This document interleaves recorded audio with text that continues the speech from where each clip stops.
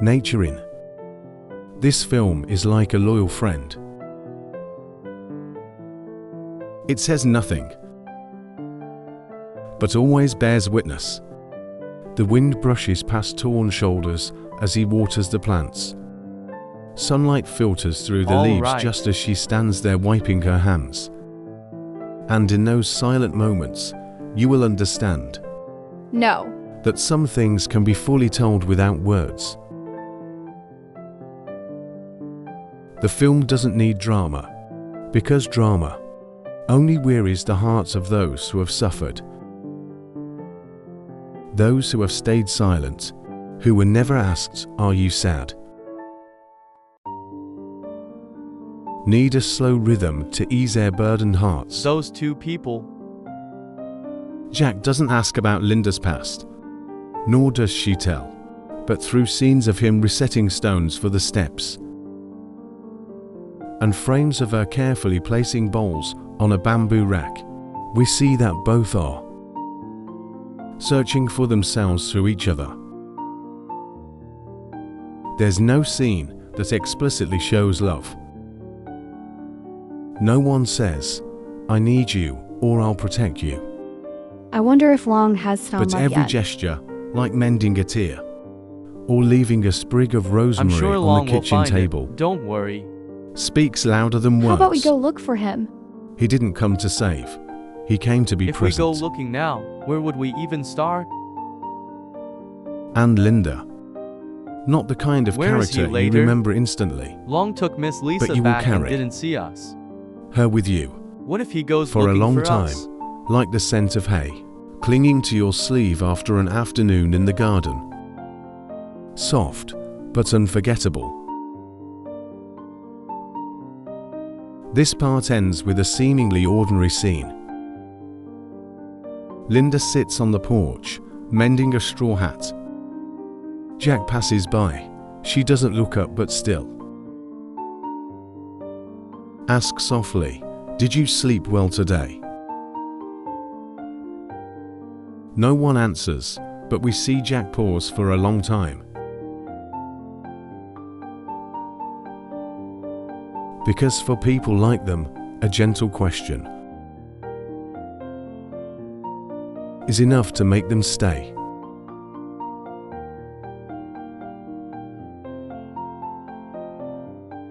Linda, lie down and rest. Let me check your wound. It's okay, it's not a big deal.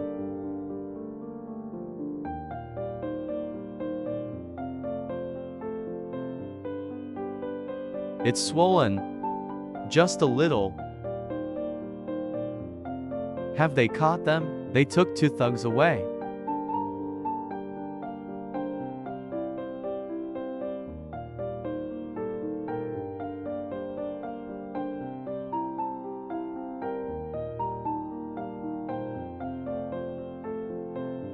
The day Miss Lisa came up here to visit, something like this happened. I never expected Mr. Apow to be like that. See, I told you he'd come back eventually.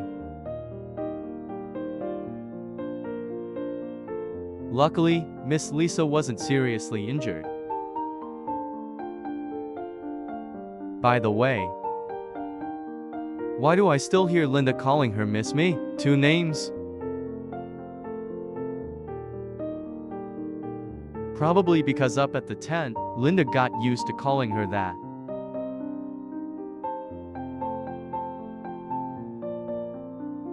Well, now that Mr. Apow has finally been caught, you and Linda can live peacefully now. You must be hungry. Miss Lisa too. Now, Linda and I will go to the market to buy some food. Or maybe we should take her to get checked out. Where are you going? Check on Miss Lisa. If it's serious, take her to get checked out, okay? Miss Lisa, are you okay? How do you feel now?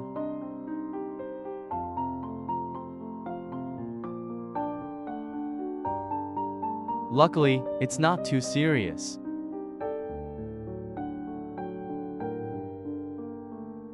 I'm so embarrassed about today. You came here to visit, and this happened. Now, stay here with Long, okay? I'll go to the market, you stay here. Alright, I'll stay here. Take care of her, you two go ahead. Go. Oh, I'll take the bike back.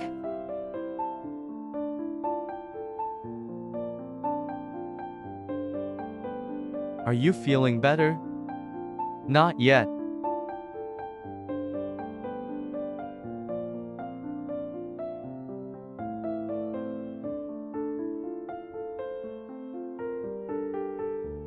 Thank you so much.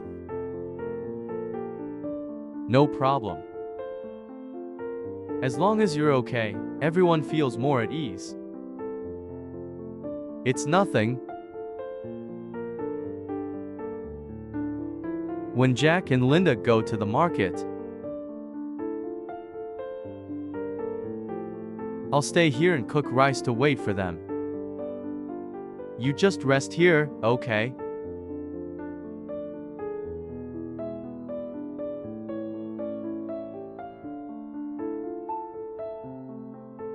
Duck.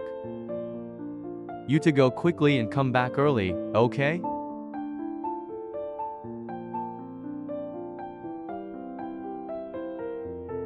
I'll stay here and cook the rice.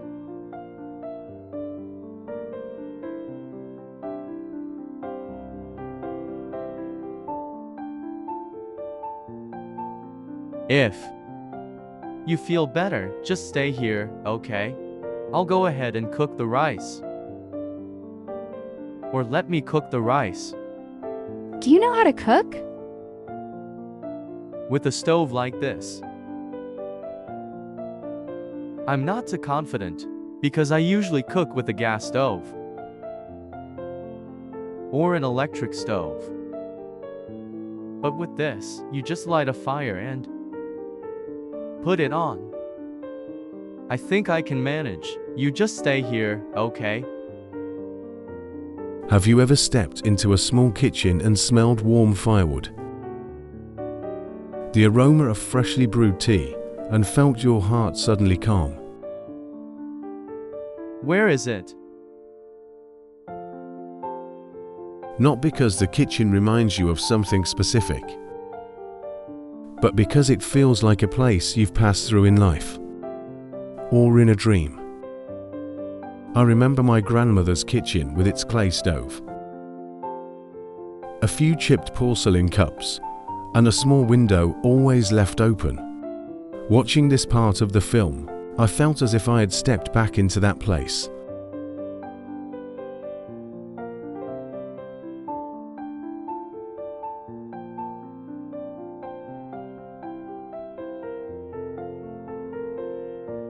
Long. Let me wash the pot for you. No need, Miss Lisa. Just rest there. Your foot is still hurting. I'm fine now. I can walk again.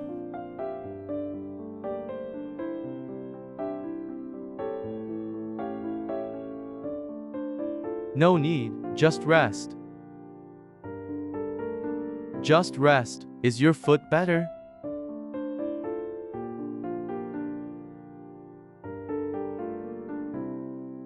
Be careful, okay?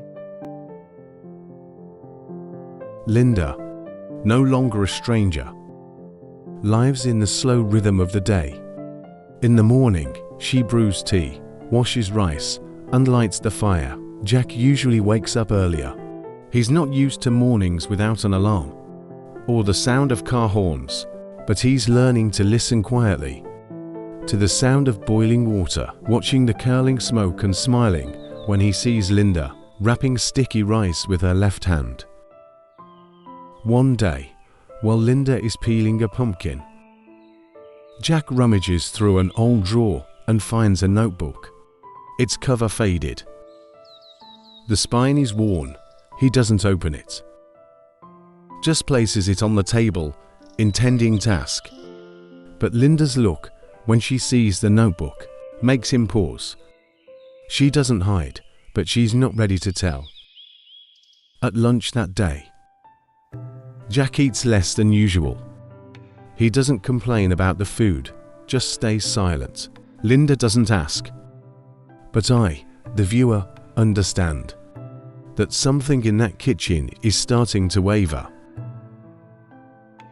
Not because anyone did wrong, but because when a man who left his past behind starts facing someone else's past, old wounds in him can resurface suddenly, like thorns in an old cloth. That afternoon, Jack goes outside to rebuild a fallen trellis.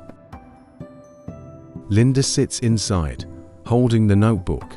She opens it to the 3rd page, where slanted handwriting reads, "If one day I'm brave enough to live, forgive yourself first." She wrote it at 59, on a night beaten by a storm for a late meal. She told no one, but wrote it down to remember she once wanted to leave. But she didn't leave right away. She stayed for more years. Long enough to lose the sense that she deserved to live. I can't forget the scene where she closes the notebook, puts it back in the drawer, and pours herself a glass of water. She doesn't cry or tremble, but her hands on the glass are those of someone who has carried too much for too long. That evening, as the wind picks up, Jack asks, "Is there anything in that drawer you want to share?" Linda replies, "When you tell me why you left the city, I'll tell you." It's not a refusal, but a way to share the weight equally. And I realize that when someone who has suffered stands before another who has suffered, they don't ask to know, they just need to know. They can share when ready. This part ends in deep silence, with Linda folding a kitchen towel and Jack standing at the door watching her. Light from the oil lamp begins to glow in the earthen kitchen. No words are spoken, but you'll hear something profoundly real. They are learning to stay, not through words, but through presence.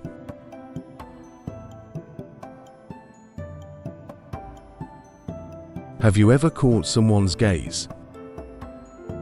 Not dazzling or intense, but it makes you turn away. Not out of embarrassment, but because it touches the softest part of your heart. That morning, the sky cleared after 3 cold, rainy days. The wind blew through the banana trees behind the house, sounding like a sigh. Linda walks to the garden, carrying a basket, picking up flowers that fell after the rain. Not to arrange, just to gather. As a reminder that Go inside and rest. even wilted things were once beautiful. Jack stands behind the window, not calling out, but his eyes follow Linda, enough for the viewer to understand. He's thinking of something, not yet put into words. And perhaps for the first time, he wonders, if he arrived too late, is it still in time? The morning passes quietly. Linda bakes, Jack sweeps the yard, both side by side.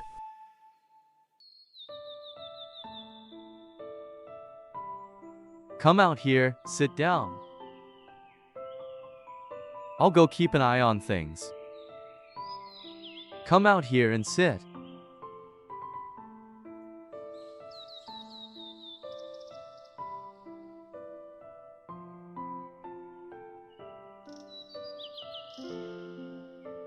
go to the mountain. Is your foot completely healed? I see you walking normally now. I'm really hungry. Normally, living in the countryside, walking a lot makes you hungrier. Yeah.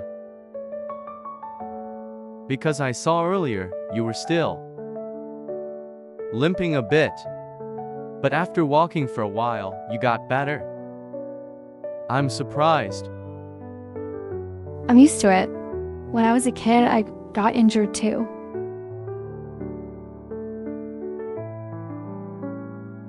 How did that happen?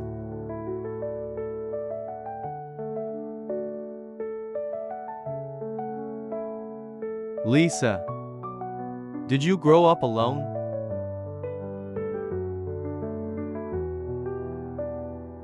I got separated from my mom. I only saw your dad.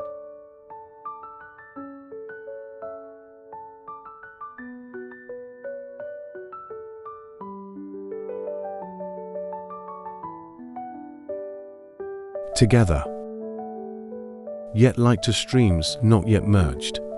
Not out of anger, but because something is about to emerge. Slowly, like the moon behind. The trees. Not yet fully risen. At noon, Jack says he has something to share. That simple statement makes me, the viewer, hold my breath. Because someone like Jack rarely initiates, but when he speaks, it's never something light. He talks about his father, the man who called him a quitter. After Jack left the company, about his mother, who always cooked dinner for three, even after Jack had moved out, and about the last time he saw them, one afternoon, when he left without a word, leaving only a note on the table, "I'm tired." Linda doesn't interrupt. She sits quietly, wrapping cakes in banana leaves, placing them in the steamer, but when he stops talking, she rests her hand on the table, not touching his. Just there, like a silent "I've heard you." Jack asks why she never asks where he's been or what he's done, who he was. Linda smiles faintly, not looking at him, only saying, "Because everyone deserves to be someone new, in a new place." I used to think healing was to people holding each other and crying. But this part showed me that sometimes healing is just doing small things together. Like cooking, without needing to say much. As evening falls, a sudden downpour arrives. Oh, is Miss Lisa picking vegetables? It's really sunny. Put on a hat.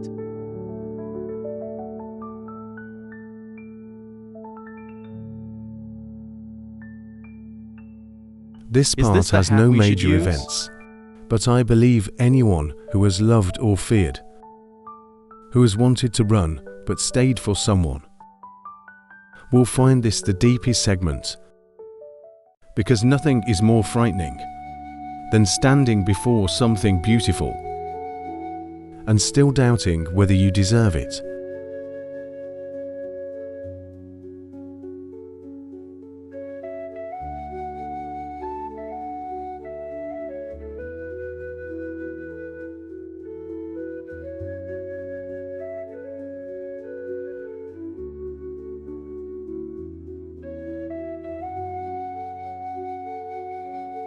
These vegetables don't have bugs, right?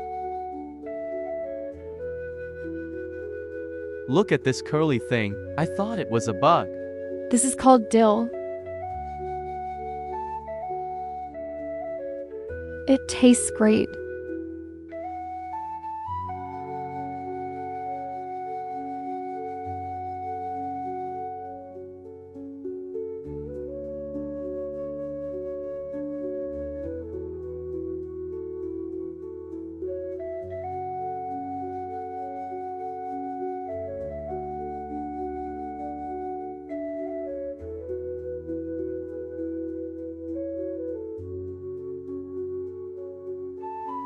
Is this enough?